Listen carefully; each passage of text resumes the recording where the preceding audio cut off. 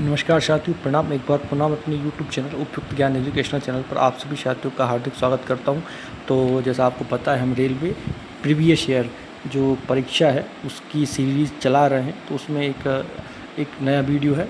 तो जैसा आपको पता है, अब ग्रुप बी की जो भी पोस्टें हैं, चाहे वो AOM हो या आपका APO हो, है ना, या फिर आपका AFA हो या AMM, किसी प्रकार का भी हो, वो RRB कंडक्ट करती है। तो हम आपके समक्ष आज जो है ACM का पेपर लेके आए हैं। तो इससे आपको ना केवल मदद मिलेगी, बल्कि आप ये भी समझ सकेंगे कि अब जो RRB पैटर्न डिज़ाइन कर रही है वो किस हिसाब से रहेंगे, और आप जो ग्रुप बी की तैयारी कर रहे हैं तो उनके लिए कहीं ना कहीं बेनिफिशियरी होगा। चलिए हम शुरू करते हैं आज का वीडियो। तो ACM का है ये शिफ्ट 1 का, ठीक है। तो जो पेपर था इसका 18/5 को कंडक्ट कराया गया था। चलिए हम शुरू करते हैं। हमारा पहला क्वेश्चन जो है, स्टेशनों के वर्गीकरण के उद्देश्य से यात्री आय की गणना निम्नलिखित के आधार पर की जाती है। केवल आरक्षित यात्रियों की संख्या या आरक्षित एवं अनारक्षित दोनों प्रकार के यात्री जो स्टेशन से बोर्डिंग करते हैं, है ना, जो टिकट उस स्टेशन से खरीदते हैं, या फिर नीचे वाला ऑप्शन आपका आरक्षित एवं अनारक्षित दोनों प्रकार के यात्री जो स्टेशन से बोर्डिंग करते हैं, चाहे टिकट किसी भी स्टेशन के खरीदा गया हो। तो ये आपका सही है। मतलब यात्री उस स्टेशन से बोर्डिंग करते हो, चाहे टिकट किसी भी स्थान से खरीदा गया हो, तो उनकी जो है आप यात्री आय की गणना करेंगे। अब नेक्स्ट क्वेश्चन है हमारा, यूनिवर्सल मोबाइल चार्जिंग पॉइंट ये किस प्रकार की सुविधा है। तो ये आपके चार ऑप्शन रहे, न्यूनतम आवश्यक सुविधा, अनुशंसित सुविधा, वांछनीय सुविधा, या फिर नन ऑफ दी अब। तो ये आपका रहेगा रिकमेंडेड एमिनिटी, अनुशंसित सुविधा। नेक्स्ट क्वेश्चन हम चलते हैं। नेक्स्ट क्वेश्चन है हमारा, GM को किसी स्टेशन को पर्यटक महत्व के आधार पर डैश श्रेणी में वर्गीकृत करने का अधिकार है।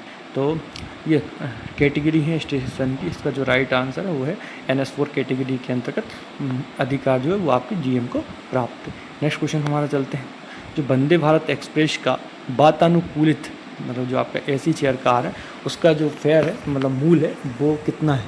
तो शताब्दी जो है आपका ट्रेन के AC चेयर का क्या 1.3 गुना है।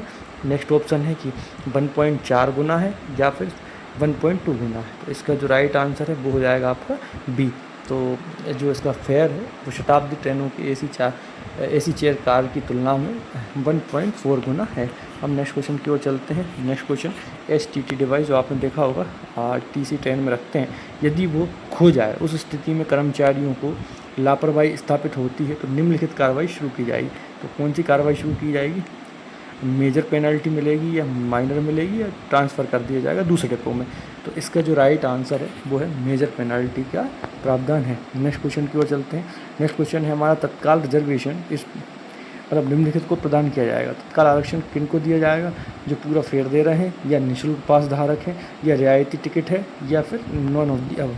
तो किसको दिया जाएगा, पूरा फेयर दे रहे यात्री को दिया जाएगा। नेक्स्ट क्वेश्चन है, इस प्रकार के तत्काल टिकटों पर रिफंड की सुविधा नहीं मिलती। आपने जब टिकट किया है, अगर वो तत्काल है और यदि वह पूर्ण कन्फर्म है ना, तो आपको पैसा नहीं मिलेगा। अब देख लेते हैं हम इसमें क्या ऑप्शन है। तो इसमें है, तत्काल टिकटों पर रिफंड जो है वो आपको पूर्णतः कन्फर्म तत्काल टिकट पर नहीं मिलेगा, परीक्षा सूची तत्काल टिकट पर नहीं मिलेगा, या सभी तत्काल टिकट पर नहीं मिलेगा। तो ये जो आपका है, अगर आप पूर्णतः आपका मतलब फुली कन्फर्म्ड तत्काल टिकट है, यदि आप इसको कैंसिल कराते हैं तो आपको किसी भी प्रकार का रिफंड नहीं मिलेगा। हम नेक्स्ट क्वेश्चन की ओर चलते हैं। नेक्स्ट क्वेश्चन है हमारा, जोनल स्तर पर वीडियो के कोऑर्डिनेटर कौन होते हैं। तो वीडियो के कोऑर्डिनेटर जो हैं वो आपके CFTM होते हैं, ठीक है। अब नेक्स्ट क्वेश्चन की ओर चलते हैं। हमारा नेक्स्ट क्वेश्चन क्या है, JTBS का चयनित प्रमाण पत्र किसके द्वारा जारी किया जाता है। तो ये किसके द्वारा जारी किया जाएगा, ये किया जाएगा आपका जिला मजिस्ट्रेट, अतिरिक्त जिला मजिस्ट्रेट के द्वारा JTBS का चयनित प्रमाण पत्र जारी किया जाएगा, है ना। नेक्स्ट क्वेश्चन की ओर चलते हैं। नेक्स्ट क्वेश्चन क्या है, ATBMS जो एक प्रकार की मशीन है ये, है ना। तो इसमें कौन सा टिकट जारी कर सकते हैं। तो इसका ऑप्शन देख लेते हैं। पहला है आपका उपनगरीय टिकट, दूसरा है आपका प्लेटफॉर्म टिकट, तीसरा है सीजन टिकटों का नवीकरणीय, और ऑल ऑफ दीज। तो इसका करेक्ट आंसर हो जाएगा उपयुक्त सभी। हम नेक्स्ट क्वेश्चन की ओर चलते हैं। नेक्स्ट क्वेश्चन है हमारा, इंटरनेट द्वारा बुक किया गया ई टिकट रद्द करने पर यात्री को रिफंड कैसे मिलेगा? तो आपको यात्री को रिफंड कैसे मिलेगा? विंडो से नकद मिलेगा क्या, या उस खाते में जमा किया जाएगा जिससे बुकिंग लेन देन हुआ था, या प्रारंभिक स्टेशन के स्टेशन मास्टर से लिया जा सकता है? तो आपको पता है ई टिकट है तो आपको उसी खाते में जिसमें आप लेन देन हुआ है उससे आपको वापस मिल जाएगा। नेक्स्ट क्वेश्चन की ओर चलते हैं।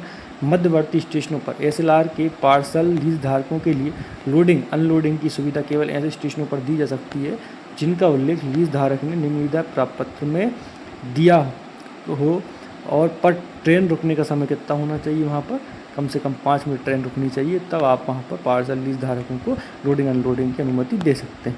अब रेलवे में कुत्ते को किस श्रेणी में लिया जा सकता है? तो ये आपका जो है फर्स्ट AC में लिया जा सकता है। नेक्स्ट क्वेश्चन की ओर चलते हैं।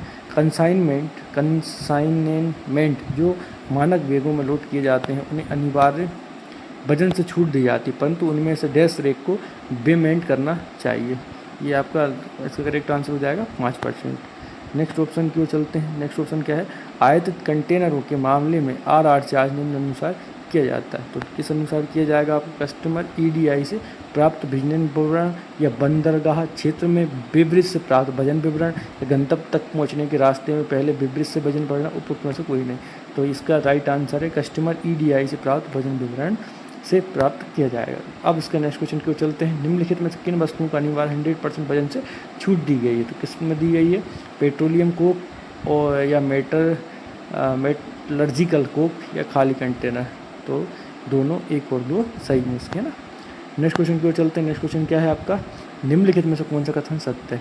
अग्रेषण नोट एक कानूनी दस्तावेज है। अग्रेषण नोट को स्टाम्प शुल्क से छूट दी जाती है। तो इसका कौन सा सही होगा? ये भी आपके दोनों भी सही है, ना। रेलवे बोर्ड से नोटिफाई किया गया कोटा ट्रैफिक को छोड़कर अन्य खाद्यान्न संचालन को प्रोफेशनल ट्रैफिक ऑर्डर PTO के अनुसार निम्नलिखित प्राथमिकता दी जाती है। तो किसको दी जाएगी? पहले अपन प्रायोरिटी B को देंगे, ना, खाद्यान्न को छोड़कर।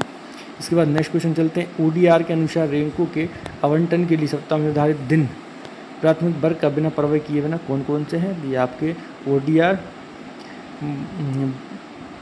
ये है आपका बुधवार और शनिवार, ठीक है। नेक्स्ट क्वेश्चन की ओर चलते हैं। FTR आधार पर विशिष्ट ट्रेनों कोचों के प्रभार की न्यूनतम दूरी कितनी है? ये आपकी हो जाएगी 500 किलोमीटर। आवक जावक यात्री के लिए अलग अलग 500 किलोमीटर। भारत ग्रुप ट्रेन की अधिकतम संरचना कितनी है?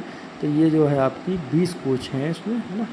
2 SLR कोच को छोड़कर 20 कोच का होना न्यूनतम है ना। तो ये आपका कहाँ मिल गया? इसमें पहले ही में है, तो ये आपका सही हो जाएगा। नेक्स्ट क्वेश्चन की ओर चलते हैं। भारत गौरव ट्रेनों का निर्धारित ढुलाई शुल्क नियत अवधि क्या है? क्या है इसकी अवधि? ये 5 साल है। 5 साल आप देखते हैं कहाँ पे है इसका राइट आंसर? D। तो ऑप्शन D आपका सही है। नेक्स्ट क्वेश्चन और चलते हैं। विलंब शुल्क लगाने के उद्देश्य में क्या है? तो प्रत्येक वेगन को एक इकाई माना जाएगा, रखे हुए वेगनों को पूरा समूह को एक इकाई माना जाएगा, या 2 वेगनों को इकाई माना जाएगा? तो इसका राइट आंसर हो जाएगा रखे गए वेगनों को पूरा जो समूह है उसको एक इकाई माना जाएगा। नेक्स्ट क्वेश्चन की ओर चलते हैं। नेक्स्ट क्वेश्चन है हमारा। रेलवे टर्मिनल पर 24 घंटे काम शुरू करने का अधिकार किसे है? तो ये आपके DRMG को है। नेक्स्ट आंसर चलते हैं। ग्रुप 3 माल सेट के बारे में वेगनों से उतारे गए माल को निकालने के लिए समय छूट क्या है? तो कितनी समय छूट है इसमें माल को निकालने के लिए? तो वेगनों रेक की उतराई के लिए समय छूट की समाप्ति से 72 कार्य घंटे ये इसकी समय अवधि है। नेक्स्ट क्वेश्चन की ओर चलते हैं। नेक्स्ट क्वेश्चन क्या है? मुख्यालय मंडल में पब्लिक ग्रीवियंस मतलब पब्लिक शिकायत जो है उसका जो नेतृत्व कौन करता है? तो कौन करता है? मंडल पर ADRM करते हैं, ठीक है। नेक्स्ट क्वेश्चन की ओर चलते हैं। नेक्स्ट क्वेश्चन में क्या है? रेल मदद में FRT का फुल फॉर्म क्या है? तो ये हो जाएगा आपका first response time. Next question की ओर चलते हैं। GPWIS स्कीम ये किसके अंतर्गत शामिल की गई? तो जनरल पर्पस वेगन ये जो है GPWIS के अंतर्गत शामिल है। GPWIS के अंतर्गत खरीदे गए रेकों के मामले में निम्नलिखित छूट दी जाती है। क्या छूट दी जाती है? लोड किए गए हर वेगन के आधार भाड़ा पर 10% छूट ये अपन प्रदान करते हैं ना GPWI में। अब नेक्स्ट क्वेश्चन क्या है? OSOP one station one product, अब जो कि न्यूज़ में भी आता है कि पहचान डैश के द्वारा अनुमोदित दी जाती है। तो ये दी जाती है आपको DRM द्वारा दी जाती है। नेक्स्ट क्वेश्चन की ओर चलते हैं। नेक्स्ट क्वेश्चन क्या है? OSOP आउटलेट 15 दिन की अवधि के लिए पंजीकरण शुल्क में सम्मिलित मूल सुविधा क्या है? मतलब आप जो रजिस्ट्रेशन शुल्क देते हैं उसमें क्या इंक्लूड रहेगा? उसमें आपका 20 यूनिट बिजली का जो है वो मैंडेटरी सुविधा इंक्लूड रहेगी। क्षेत्रीय स्तर पर OSOP के नोडल अधिकारी कौन है? तो ये CCMPS होते हैं। नेक्स्ट क्वेश्चन की ओर चलते हैं। नेक्स्ट क्वेश्चन क्या है आपका, LSFTO के तहत इन वस्तुओं को अनुमति दी जाती है। तो LSFTO की अनुमति किसको दी जाती है, जिसे विशिष्ट प्रयोजन वेगनों में लोड किया जाना हो उसको वो अनुमति दी जाती है। नेक्स्ट क्वेश्चन की ओर चलते हैं। नेक्स्ट क्वेश्चन है हमारा, LSFTO के तहत समझौता वर्ष के लिए वैध है। कितने वर्ष के लिए वैध है, 35 साल के लिए वैध है। रेलवे स्टेशनों के नाम और बर्तनी में परिवर्तन की मजदूरी कौन देता है। आपने देखा होगा बहुत स्टेशन के नाम चेंज हुए हैं, तो किसको पावर, इनको पावर गृह मंत्रालय भारत सरकार की ये पावर है। नेक्स्ट क्वेश्चन है, किसी फ्लैग स्टेशन को ठेकेदार द्वारा संचालित हाल्ट में परिवर्तित करने का कार्य GAM द्वारा किया जा सकता है जब 3 वर्षों की अवधि में भारी आवर्ती हानि हो, तब आपको ये मतलब इसमें ठेके स्टेशन में परिवर्तित कर सकते हैं GAM। DRUCC का फुल फॉर्म क्या हो जाएगा, divisional railway user consultative committee, एक प्रकार की कमेटी है ये जो मंडल स्तर पर गठित की जाती है। अब निम्नलिखित व्यक्तियों को DRUSS की सदस्यता से वंचित किया जाए यदि कोई कैटरिंग कॉन्ट्रैक्टर है या आउट एजेंसी कॉन्ट्रैक्टर या इंजीनियरिंग कॉन्ट्रैक्टर, इनको सम्मिलित नहीं किया जाता है ना। नेक्स्ट क्वेश्चन क्या है आपका, DRUCC इज़ फॉर, कितना कार्यकाल हो इसका, टेन्योर, तो इसका कार्यकाल होता है 2 साल। ठीक। नेक्स्ट क्वेश्चन है हमारा, MGR प्रणाली के तहत BOBRN रेक, एक प्रकार का ये रेक होता है BOBRN है ना। तो इसको रेकों के लिए अनुमत परमिशबल समय छूट क्या है, कितना टाइम है इसको, तो ये है आपका लोडिंग के लिए 3 घंटे और अनलोडिंग के लिए 2 घंटे। ETRR का पूर्ण नाम मतलब फुल फॉर्म क्या है, तो ETRR का जो फुल फॉर्म है वो है आपका electronic transmission of railway receipt. Next question है हमारा 42, GCT को सेवारत रेलवे स्टेशन के साथ रैखिक संपर्क प्रदान करने के लिए गैर रेलवे भूमि रेलवे द्वारा विशेष अनुरोध पर और आवेदक GCTO की लागत पर अधिग्रहित की जा सकता है और वह भूमि को रेलवे स्वाधीन होगी है ना GCT के अंतर्गत। नेक्स्ट क्वेश्चन है, GCT नीति लागू होने से पहले निर्मित निजी साइडिंग टर्मिनल, तो यदि आप प्रवास का विकल्प नहीं चुनते तो पुरानी नीतियों के अनुसार ही शासन किया जाएगा। इसमें अपन देखते हैं, अनिवार्य रूप से GST नीति में स्थानांतरित किया जाएगा, काम बंद करने को कहा जाएगा। यदि आप मतलब इसमें ये है कि अगर GCT में जो निजी साइडिंग है यदि वह प्रवास का विकल्प नहीं चुन रहा है तो उन्हें पुरानी नीतियों के अनुसार ही शासन किया जाएगा। ठीक है। नेक्स्ट क्वेश्चन चलते हैं, हमारा नेक्स्ट क्वेश्चन क्या है, यदि माल परमिशबल लिमिट से अधिक भरा हुआ पाया जाता, अतिरिक्त भार वाले माल को एक स्थान पर उतार दिया जाता, तो इस माल को क्या करेंगे अपन, तो प्रेषक को लौटा दिया जाएगा या प्रेषित को लौटा दिया जाएगा। सार्वजनिक नीलामी द्वारा निपटारा होता है इसका। ठीक है। नेक्स्ट क्वेश्चन है हमारा क्या, STS के तहत रियायती देने के लिए स्टेशन के समूह को एक दूसरे के निकटवर्ती स्टेशन बिंदुओं के रूप में परिभाषित कितने किलोमीटर से ज़्यादा नहीं होना चाहिए ना, में परिभाषित किया जाता है, जिसमें किसी भी 2 स्टेशन बिंदुओं के बीच अधिकतम दूरी कितनी नहीं होनी चाहिए, तो ये आपकी 150 किलोमीटर नहीं होनी चाहिए रियायत के लिए। STS के अंतर्गत किस प्रकार के टर्मिनलों को शामिल करने की अनुमति है, तो ये है आपके गुड शेड को भी है, PFT को भी है, CRT, इसका क्या होगा, ऑल ऑफ दी अब। लेकिन इनमें कितनी, अभी हमने नेक्स्ट ऊपर वाला पढ़ा, इसमें कितनी दूरी नहीं होनी चाहिए, 150 किलोमीटर से अधिक दूरी नहीं होनी चाहिए। रोरो सेवा किस प्रकार का अनुमति देती है, तो आने जाने की सेवा ये रोरो सर्विस में दी जाती है। अब नेक्स्ट क्वेश्चन को क्या चलते हैं, रोरो सेवा पर यात्रा के दौरान ट्रकों के साथ जाने वाले व्यक्तियों को यात्रा हेतु कोचिंग तारीफ के बराबर मूल की द्वितीय श्रेणी की टिकट खरीदना होगा या यात्रा हेतु कोचिंग ट्रिप के बराबर मूल स्लीपर क्लास की टिकट खरीदना होगा। केवल एक व्यक्ति को मुफ्त यात्रा की अनुमति है। तो इसमें यह है, यदि आप रोरो सेवा में आने जाने वाले व्यक्ति हैं तो उसमें आपको मतलब द्वितीय श्रेणी की टिकट खरीदना होगा, है ना।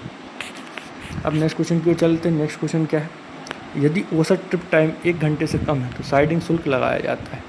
कम से कम 1 घंटे का तो लगा ही जाएगा। नेक्स्ट क्वेश्चन की ओर चलते हैं। नेक्स्ट क्वेश्चन क्या है आपका, नॉन EOL साइडिंग में सेंटिंग शुल्क की गणना किस आधार पर की जाती है, तो जो आपकी सेंटिंग टाइम रहेगी उसी आधार पर की जाएगी, ये आपका actual sending time. GST on goods मतलब रेल द्वारा माल परिवहन के लिए GST निम्नलिखित पर लागू होता है, तो किस पर लागू होता है, माल ढुलाई प्रभार पर, टर्मिनल एक्सेस चार्ज पर, साइडिंग चार्ज पर, all of the above. Railway के स्वामित्व वाले वैगनों में विस्फोटक सहित किसी भी प्रकार के शेन माल यातायात पर शुल्क लगाया जाता है। कितना लगाया जाता है, क्लास 110 है ना टाइप का ये शुल्क लगाया जाता है। द GST रक्षा या सैन्य उपकरणों की आवाजाही पर लागू GST कितना है? ये रक्षा या सैन्य उपकरण जो हैं आपके, ये GST से छूट दी गई है। नेक्स्ट क्वेश्चन क्या है आपका? कवर्ड वैगनों, टैंक वैगनों के अलावा में परिवहन की जाने वाली सभी वस्तुओं पर बिजी सीजन चार्ज की दर क्या है? ठीक है, तो ये आपकी हो जाएगी 50%। जो कवर्ड रहते हैं आपने देखा होगा, इसमें कार वगैरह जाती है, उसमें क्या दर है? 50%। निम्नलिखित में किस पर बिजी सीजन चार्ज नहीं लगाया जाता? तो कोल एंड कोक पर, MGR ट्रैफिक पर, automatically traffic movement in NMG group and privately owned wagons, तो किसी पर भी नहीं लगाया जाता। ऑल ऑफ दी अब। NTPC द्वारा ई भुगतान के मामले में इसके सभी टर्मिनलों के लिए एकल ई भुगतान समझौते की अनुमति इसी के साथ है। अगर NTPC जो ई भुगतान उसके लिए समझौता किया है, इन्होंने किससे किया है? नॉर्थर्न रेलवे से किया है। ई भुगतान चाहने वाले मौजूदा ग्राहकों के मामले में रेलवे के पक्ष में LSBG जमा करने की राशि कितनी समतुल्य होनी चाहिए? कितनी समतुल्य होनी चाहिए आपकी? तो जो आपका पिछली वर्ष वित्तीय वर्ष की उच्च लेन देन है, तो सबसे हाईएस्ट हुआ है, उसके औसत माल भाड़े के 2 दिन के बराबर होनी चाहिए। 1 अप्रैल 2025 तक ई ऑक्शन लीजिंग मॉड्यूल के माध्यम में दिए गए अनुबंधों के लिए EMD है। EMD क्या है? ये आपका EMD है, इसका वार्षिक बोली मूल्य का 10% जो है वो आपका EMD में जमा होता है। ठीक है, इसके बाद नेक्स्ट क्वेश्चन है हमारा DARPG का फुल फॉर्म क्या है? Department of administrative reforms and public grievances, ये आपका फुल फॉर्म है। 25 वर्ष तक की आयु वाले व्यक्तियों के लिए जारी किया गया त्रुटिहीन रेलवे प्रोफोर्मा प्रमाण पत्र निम्नलिखित के लिए वैध होगा। तो ये किसके लिए वैध, कितने के लिए वैध होगा? ये 5 साल के लिए वैध होगा। नेक्स्ट क्वेश्चन है हमारा यात्री नाम परिवर्तन नियम 1990 के अनुसार यात्री नाम परिवर्तन इनके देश के नाम पर परिवर्तन करने के लिखित रूप से अनुरोध कर सकता है। तो जीवन साथी के लिए कर सकता है, बाकी सबको अपना पर्सनली देना पड़ता है। NINFRIS का विस्तार क्या है? तो ये है new innovative non fair revenue ideas scheme, ये आपका NINFRIS का फुल फॉर्म है। नेक्स्ट क्वेश्चन क्या है आपका? ATM और DBU को इस प्रकार वर्गीकृत किया गया है, ये जो है ये डिज़ायरेबल एमिनिटीज़ हैं या वांछनीय सुविधाओं में आती हैं, है ना। इसके बाद हम चलते हैं नेक्स्ट क्वेश्चन की ओर। विभागीय रूप से प्रबंधित इकाइयों के मामले में IR और IRCTC के लाइसेंस शुल्क के अनुपात को इस प्रकार साझा किया जाएगा। इस प्रकार साझा किया जाएगा, तो ये 15:85 के बीच IR और IRCTC के बीच अनुपात को वर्गीकृत किया जाएगा। NSG 1 और NSG 3 तक स्टेशन पार्किंग ठेकों के मामले में क्या होता है? तो जैसा आपको पता है आजकल कंप्यूटरीकृत कूपन जारी करना अनिवार्य हो गया, तो अपन देख लेते हैं। कंप्यूटरीकृत कूपन जारी करना अनिवार्य है और प्रीमियम पार्किंग सुविधा तलाशी की जा सकती है। कंप्यूटर कूपन तलाशी की जा सकती है, प्रीमियम पार्किंग सुविधा की संभावना नहीं मिली है। इसमें क्या है? अनिवार्य है ना, कंप्यूटर अनिवार्य है, तो ये पहले ही आपका सही हो जाएगा। नेक्स्ट क्वेश्चन की ओर चलते हैं। नेक्स्ट क्वेश्चन है हमारा NSG 1 रेलवे स्टेशनों पर सामान्य भुगतान और उपयोग शौचालय पे एंड यूज़ अनुबंध OBT या ROMT के अलावा के मामले में मूत्रालयों के उपयोग के लिए शुल्क डैश है। क्या है ये शुल्क? इसका आपका हो जाएगा फ्री ऑफ चार्ज, है ना। यदि TFD के अंतर्गत बुक किए गए ट्रैफिक को डाइवर्ट या पुनः बुक किया जाना है, तब क्या किया जाएगा?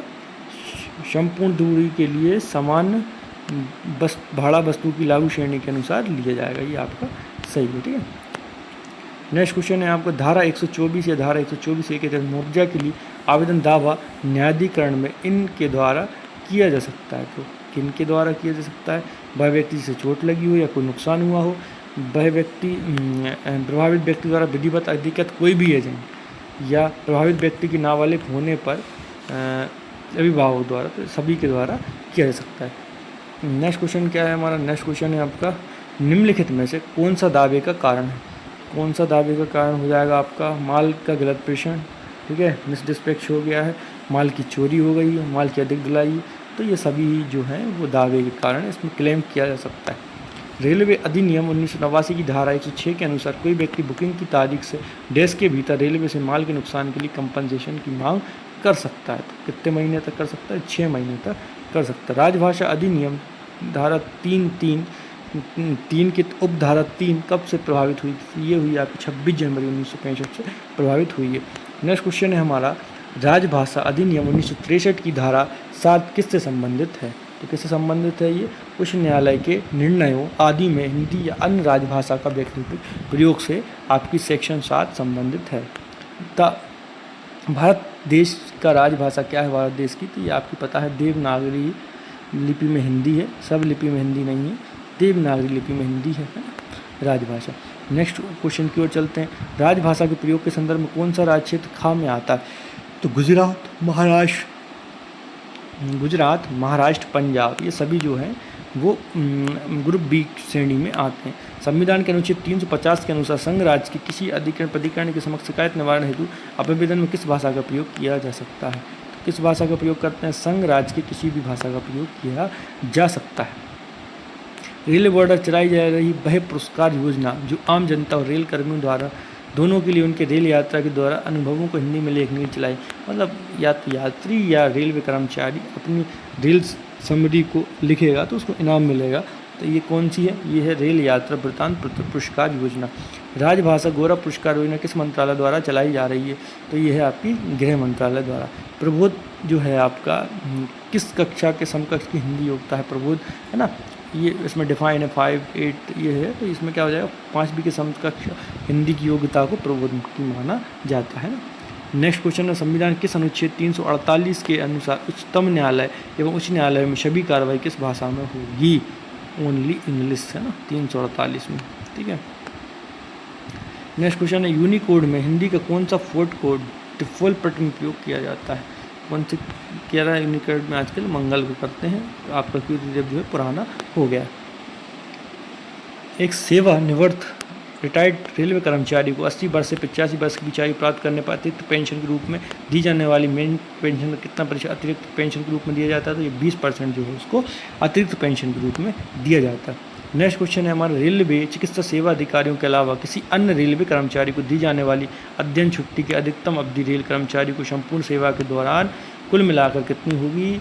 तो ये होगी 24 महीने। जो रेलवे चिकित्सा सेवा अधिकारी उनको 5 साल मतलब 60 महीने की दी जा सकती है।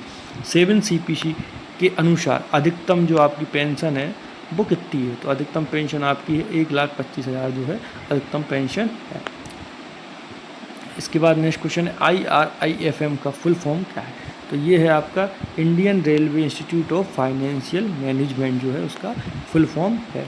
नेक्स्ट क्वेश्चन है हमारा 7वें केंद्रीय वेतन आयोग के अनुसार देय DCRG का अधिकतम राशि क्या है? तो अधिकतम राशि क्या है इसकी? 25 लाख जो है वो अधिकतम राशि है। नेक्स्ट क्वेश्चन है आपका रेलवे सेवा नियम का नियम 3A काय संबंधित है? तो ये आपका है तत्परता और शिष्टाचार से रेलवे 3A संबंधित है। नेक्स्ट क्वेश्चन है हमारा, नेक्स्ट क्वेश्चन की ओर चलते हैं। नेक्स्ट क्वेश्चन है DAR 1968 किस नियम के तहत किसी कर्मचारी को बिना जांच की सेवा से हटाया बर्खास्त किया जा सकता है? तो नियम 14 के द्वारा ये किया जा सकता है। नेक्स्ट क्वेश्चन है हमारा क्या? रेलवे बजट की योजना C17 के अंतर्गत क्या आता है? तो कंप्यूटराइजेशन जो है वो आपका 17 के अंतर्गत आता है। नेक्स्ट क्वेश्चन है भारतीय रेलवे द्वारा अर्जित सभी राजस्व को कहाँ जमा किया जाता है? ये आपका जमा किया जाएगा consolidated fund of India, Bharat की समेकित निधि में जमा किया जाएगा। नेक्स्ट क्वेश्चन है हमारा ये प्लान हेड दिए गए हैं और इसका जो है डिस्क्रिप्शन दिया गया है, आप बताएं कौन सा में से मैच हो रहा है। प्लान हेड 16 जो है ट्रैवल फैसिलिटी बिल्कुल सही है। प्लान हेड 65 ट्रेनिंग में आता है ये आपका। प्लान हेड 64 ये साइड WI मतलब वेलफेयर वाला है, ये पैसेंजर ये गलत हो गया। प्लान हेड 11 में न्यू लाइन बिल्कुल सही। नेक्स्ट क्वेश्चन है हमारा 7A सांख्यिकी विवरण के लिए तैयार किया जाता है। तो 7A सांख्यिकी विवरण तैयार किया जाता है क्या के लिए? माल परिवहन से प्राप्त आय को जानने के लिए 7A तैयार किया जाता है। जांच अधिकारी के खिलाफ पक्षपात का आरोप लगने पर आरोपी रेलवे कर्मचारी द्वारा प्रस्तुत आवेदन निपटान डेस्क द्वारा किया जाता है। किसके द्वारा किया जाएगा? ये पुनरीक्षण प्राधिकारी द्वारा किया जाएगा। RB संख्या 157 आवेदन 2022 दिनांक 21/12/22 के अनुसार कर्मचारी लाभ निधि SBF में क्या और शामिल कर लिया गया? तो ये कर लिया गया कर्मचारियों के मानसिक स्वास्थ्य और कल्याण को बढ़ावा देना। नेक्स्ट क्वेश्चन है हमारा विशेष विचार के पात्र होने की स्थिति में रेलवे सेवा से बर्खास्त या हटाए गए रेलवे कर्मचारी किस प्रकार की पेंशन भत्ता दिया जाएगा? ये दिया जाएगा अगर आप बर्खास्त या हटाए गए तो ये दिया अनुकंपा भत्ता दिया जाएगा, है ना। बेंचमार्क विकलांगता वाले व्यक्तियों के लिए पदोन्नति में आरक्षण की अवधि के बाद समाप्त हो जाएगी यदि कोटि के परिवर्तन के बाद भी रिक्त रह गया, कब? 2 साल बाद हो जाएगी। ठीक है। नेक्स्ट क्वेश्चन क्या है? रेलवे सेवा आचरण नियम के किस नियम के अंतर्गत चल एवं चल संपत्ति का उल्लेख किया जाता है? तो नियम 18 के तहत जो है चल संपत्ति का उल्लेख किया जाता है। RTI अधिनियम 2005 के पैरा 8(1) के तहत निम्नलिखित मामलों में नागरिक को कोई भी जानकारी देने के लिए कोई बाध्यता नहीं होगी। कौन बाध्यता नहीं होगी? ऐसी सूचना जिससे प्रकटीकरण से संसद के विशेष अधिकार का उल्लंघन होने की संभावना है, ये तो सही है। वाणिज्यिक विश्वास, व्यापार, रहस्य आदि सहित सूचना जिसके प्रकटीकरण से तीसरे पक्ष की प्रतिस्पर्धी स्थिति को नुकसान पहुंचेगा, ये भी बिल्कुल सही है। विदेश सरकार से गोपनीय रूप से प्राप्त सूचना, ये तीनों जो सूचना है 8 जो है आपको 1 के तहत ये RTI में नहीं दी जाएंगी, है ना। रेलवे कर्मचारी जो आप कार के घंटे और विश्राम की अवधि नियम 2005 है, इसको आप शॉर्ट फॉर्म में HOWER बोलते हैं इसको। इसकी पूर्ण रात्रि की परिभाषा क्या है? तो पूर्ण रात्रि जैसा पता ही है 10 PM से आपका 6 AM के बीच पूर्ण रात्रि की अवधि मानी जाती है। निम्नलिखित कौन सी कोटि या रेलवे कर्मचारी कार घंटे और विश्राम अवधि नियम 2005 के अंतर्गत नहीं आती? तो कौन सी नहीं आती? इसमें आपकी ऑक्सिलरी नर्सेस कम जो मिडवाइफ्स हैं वो आपकी नहीं आती है ना। इसके बाद नेक्स्ट क्वेश्चन है हमारा क्या है? इसमें RPF स्टाफ भी नहीं आते। रेलवे सेवक कार्य घंटे और विश्राम के अधिनियम 2005 के अनुसार नियमों के दायरे से बाहर रखे गए कर्मचारियों को छोड़कर सभी रेलवे सेवकों को रोजगार के प्रारंभ में रेलवे डेस्क कर्मचारियों को रूप से माना जाता है। कंटिन्यूअस में इनको जो है दायरे से बाहर रखा जाता है। नेक्स्ट क्वेश्चन क्या है? किसी अधिकारी द्वारा कार्य पर रिपोर्ट करने के पश्चात उसे किसी विशेष पद पर नियुक्त करने के लिए सरकार के आदेश हेतु अनिवार्य प्रतीक्षा की अवधि, मतलब वो प्रतीक्षारत है तो उसको क्या माना जाएगा? उसको ऑन ड्यूटी ही माना जाएगा। सही बात है, ड्यूटी पे ही माना जाएगा। जैसे आप भी ट्रांसफ़र के बाद कहीं गए हैं तो मंडल पे आप अगर वेटिंग रत हैं तो आपको ऑन ड्यूटी ही काउंट किया जाता है। यदि किसी रेलवे कर्मचारी को डेस्क से अधिक अवधि के लिए हिरासत में रखा जाता है तो उसे हिरासत में लिए जाने के लिए सक्षम प्राधिकारी द्वारा निलंबित माना जाएगा। कि अगर आप दो दिन से ज़्यादा मतलब 48 घंटे से ज़्यादा कस्टडी में रहते हैं तो आपको मतलब सस्पेंड कर सकते हैं सक्षम अधिकारी, या माना जाएगा सक्षम अधिकारी द्वारा। ऐसे स्टेशन पर स्थानांतरण के मामले में समग्र स्थानांतरण अनुदान की राशि क्या है? जो पुराने स्टेशन से 20 किलोमीटर से कम दूरी पर है लेकिन इसमें निवास स्थान परिवर्तन शामिल हो गया, मतलब 20 किलोमीटर से है तो पास लेकिन इनका निवास स्थान चेंज हो गया, तो इसमें CTG का जो है वो 1/3 आपको मतलब वो जो है सब्सिडी के रूप में मिलता है। अब इसके बाद रेलवे पेंशन भोगियों पारिवारिक पेंशन भोगियों को मासिक रूप से दे निश्चित चिकित्सा भत्ता की राशि कितनी है? कितनी राशि है? ये 1000 रुपये है। यदि आप नहीं लेते तो आप 1000 रुपये महीने ले सकते हैं, बदले में आपको वो क्या बोलते हैं मेडिकल फैसिलिटी नहीं मिलेगी। इसके बाद नेक्स्ट क्वेश्चन क्या है? राजपत्रित वह पद है जिस पर डेस्क नियुक्त कर सकते हैं। कौन नियुक्त कर सकते हैं? राजपत्र में अधिसूचना द्वारा ही इसकी नियुक्ति की जाएगी। निम्नलिखित में से कौन सा कथन कार्यकाल पद के बारे में सही है? तो कार्यकाल पद के बारे में क्या है? एक स्थायी पद है और यह सीमित अवधि के लिए होता है। बिल्कुल सही है। पोस्ट तो आपकी जो है मतलब परमानेंट है लेकिन यह सीमित अवधि के लिए आपको दी जाती है। TT कमाई के अंतर्गत दर्शाई जाती है। कोचिंग, अन्य कोचिंग, विविध, तो ये कौन है? अन्य कोचिंग, जो अदर कोचिंग, ये सब इसमें TT कमाई में दर्शाई जाती है। RESS का फुल फॉर्म क्या है? रेलवे एम्प्लॉय सेल्फ सर्विस, ये आपका रेस का फुल फॉर्म। रेलवे सेवा नियम 1966 के नियम के अनुसार कोई भी रेल कर्मचारी किसी अन्य व्यक्ति को उसे आवंटित सरकारी आवास को पट्टे किराए पर देगा तो पर नहीं दिया जाएगा, अन्यथा उस पर कब्जा नहीं करने देगा। तो क्या है इसका? किस में है ये? नियम 15 के तहत आप अगर ऐसा करते हैं तो आपके खिलाफ अनुशासनिक कार्रवाई की जाएगी। तो इसके बाद नेक्स्ट क्वेश्चन हमारा TAMC का फुल फॉर्म क्या है? Traffic accounts modules and system. तो साथियों ये हमारे 110 क्वेश्चन जो आज हमने आपके समक्ष डिस्कस किए, ये सहायक वाणिज्य मंडल प्रबंधक की जो परीक्षा हुई